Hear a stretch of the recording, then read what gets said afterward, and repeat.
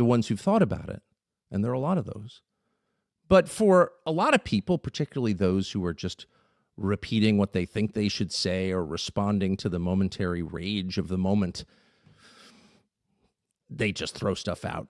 And we've got to hope that the Attorney General of the United States, Pam Bondi, is in that category.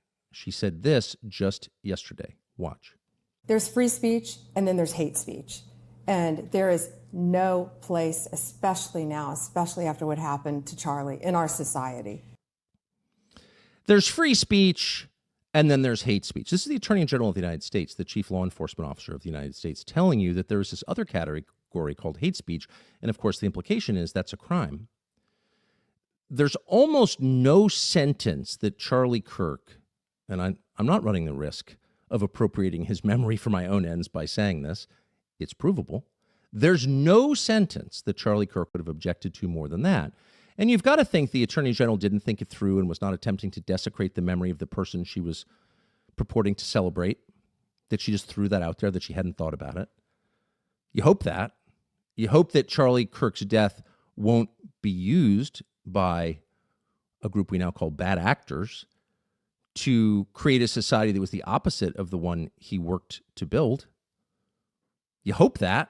You hope that a year from now, the turmoil we're seeing in the aftermath of his murder won't be leveraged to bring hate speech laws to this country. And trust me, if it is, if that does happen, there is never a more justified moment for civil disobedience than that, ever, and there never will be.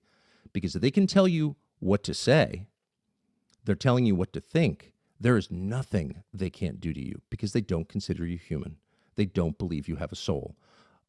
A human being with a soul, a free man, has a right to say what he believes, not to hurt other people, but to express his views. And by the way, that thinking, and not to pile on the Attorney General, who's a very nice person, but that thinking that she just articulated on camera there is exactly what got us to a place where some huge and horrifying percentage of young people think it's okay to shoot people you disagree with, to kill Nazis for saying things they don't like. Why do they believe that? How did we get here? Is it the video games? Is it the SSRIs? Yeah, probably. But what it really is 12 and then 16 years of indoctrination in our schools at the hands of people who tell them that, who say exactly what the Attorney General just said. Well, there's free speech, which of course we all acknowledge is important, so important. But then there's this thing called hate speech. Hate speech, of course, is any speech that the people in power hate, but they don't define it that way. They define it as speech that hurts people, speech that is tantamount to violence. And we punish violence, don't we? Of course we do. They've been taught that every year of their lives.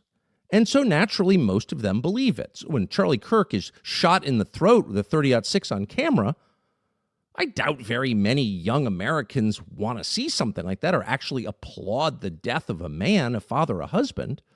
But they've been told for their entire lives in schools exactly what Pam Bondi just told them. Well, there's free speech, but then there's also hate speech, and woe to those who engage in it because it's a crime. That's a lie. And it's a lie that denies the humanity of the people you're telling it about. And so any attempt to impose hate speech laws in this country, and trust me, there are a lot of people who would like them.